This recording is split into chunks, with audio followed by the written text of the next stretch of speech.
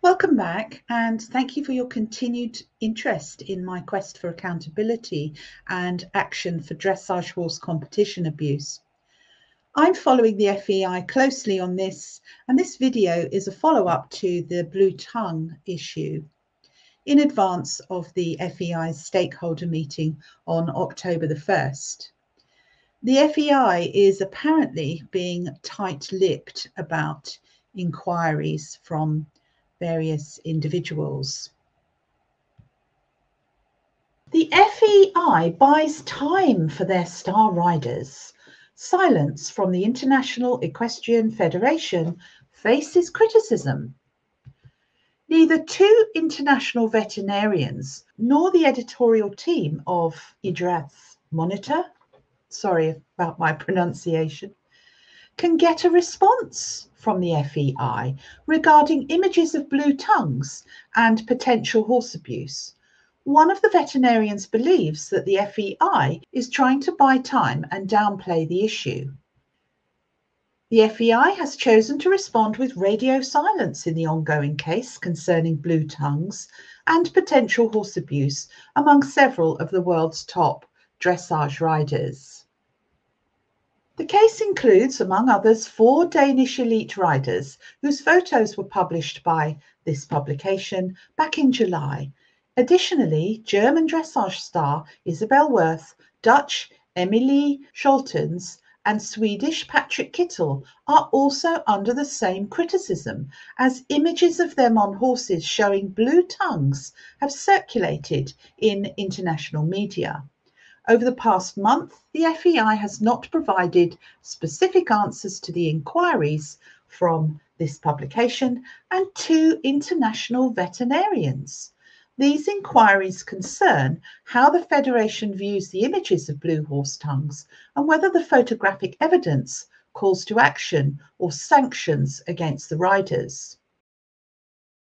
One of the veterinarians that has been unable to get through to the FEI is Belgian Eva van Avermaet, founder of the horse welfare organisation Collectif pour les Chevaux.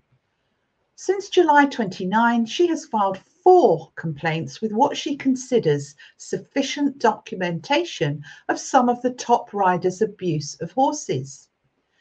I have not received a single response, not even an acknowledgement of receipt from any of them, says Eva van Avermaet, who has sent emails to several high-ranking members of the FEI. Australian Paul McGreevy, an author of books on animal welfare, veterinarian and professor at the Sydney School of Veterinary Science, has also filed complaints to the FEI. He submitted his reports on July 30th, accusing the 4 Danish top riders of physical abuse of their horses based on the photos published here in this publication. Now, I'll just stop there and say, and this does come up a lot in the world at large, have they complained in the way that the organisation wants them to complain? Was the format correct? Can you simply say, here are 4 horses that I believe were abused that you need to look at? Or should they be logged as 4 separate complaints on 4 separate forms? But if so, then the FEI should have responded and said, well, we can't look at your case like this, but please submit it in the correct manner and format, and we will take a look. Unlike Eva van Avermaet, Paul McGreevy has received an acknowledgement of his complaints, but nothing more. He subsequently asked the Federation how many consecutive images per minute are needed for the FEI to no longer call evidence a moment in time, as several actors in the sport, including the Danish Equestrian Federation, have claimed the photo material to be. So, complete denial there. Paul McGreevy has not received an answer to that question. Well, I doubt if he'll get one, because that may not be in their remit to comment on, but let's hope that this led to the convening of the meeting on the 1st of October. So even though when we do report such disturbing evidence and ask questions, it may well be that there is action being taken in the background. But I think in a lot of cases, it is hoped that the whistleblower will forget about it, move on, go away. You have to be tenacious to get long-term results. Australian Paul McGreevy does not wish to comment on what signals he believes FEI is sending with the lack of communication over the past month. Well, they may be busy. Eva van Avermaet, however, is willing to comment on that.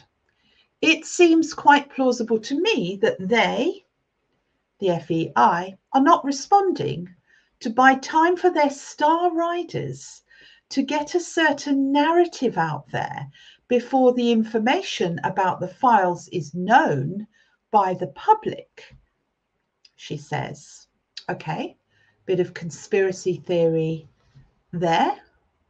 But often when you're reporting, you can't report exactly what your interviewee thinks. It has to be prettied up a bit so you don't offend people. This publication's editorial team also experiences a lack of responses to their questions sent to the FEI. Well, keep going, keep sending them. On August the 2nd, the editorial team sent a photo folder to the FEI containing 14,477 consecutive images of the horses and their riders at the respective competitions. The purpose of sending the many images of the horses was to obtain an assessment from the FEI and to hear whether the images warrant action from the Federation, such as sanctioning riders or changing rules and equipment use. So, okay, so perhaps blue tongue is not yet in the rules specifically, so therefore does not require sanction. But abuse is, but that's a very vague term and has to be proved or evidenced. But if their own veterinary surgeons can be ignored, where do they go with this? The FEI has neither acknowledged nor responded to this publication's inquiry. After the silence from the FEI, this publication attempted to contact Goran Ackerstrom, the FEI's chief veterinarian, directly through his email to ask him how he perceives the occurrence of blue tongues in horses and whether it is a problem for equestrian sports.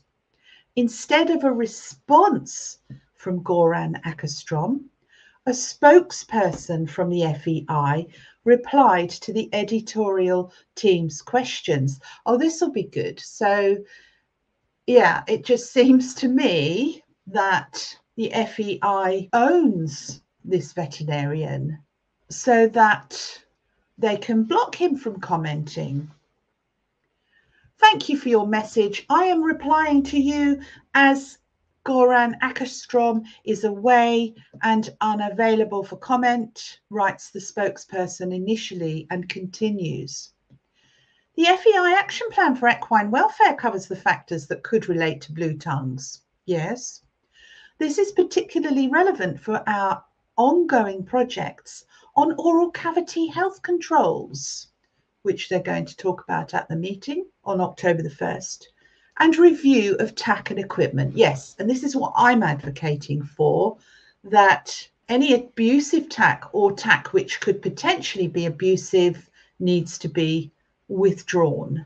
The action points on ethical training methods and form of horses will commence later this year.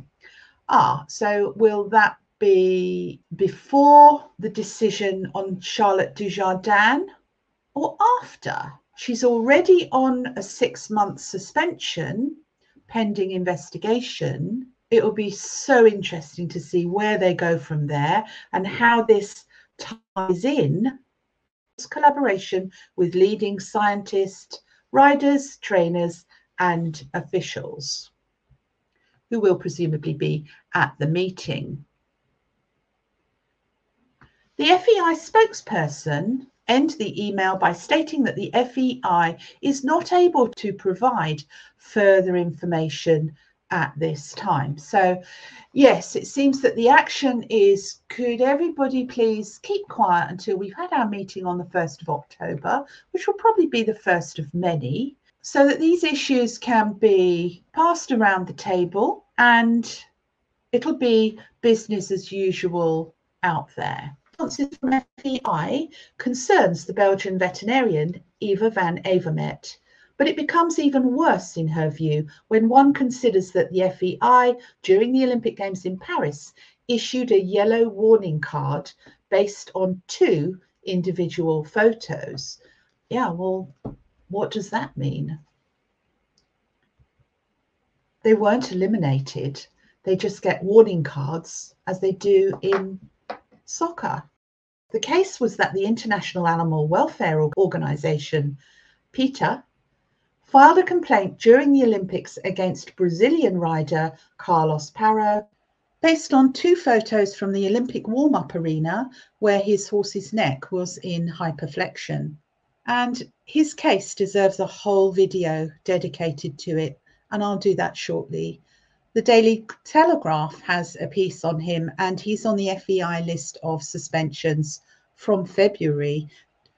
I'm afraid the FEI is trying to gather as much veterinarians and other experts as possible who would be ready or willing to state that a blue tongue is not such a big deal, says Eva van Avermaet.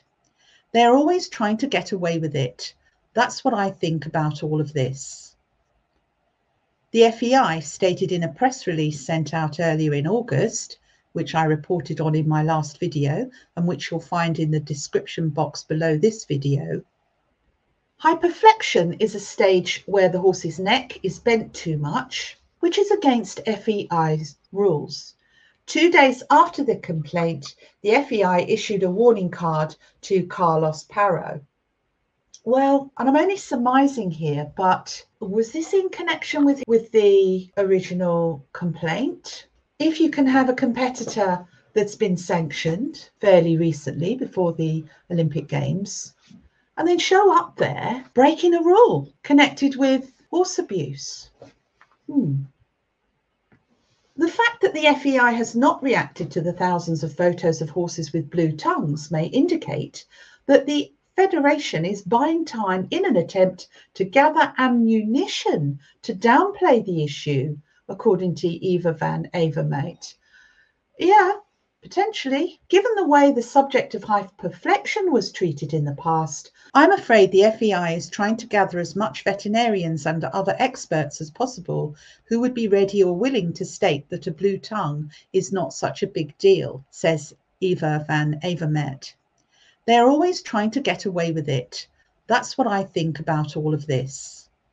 Maybe they'll be sitting around the table on October the 1st when somebody demonstrates that metal over the tongue in the mouth. Now let's call it 2 pieces of metal with leverage. They can demonstrate how it feels.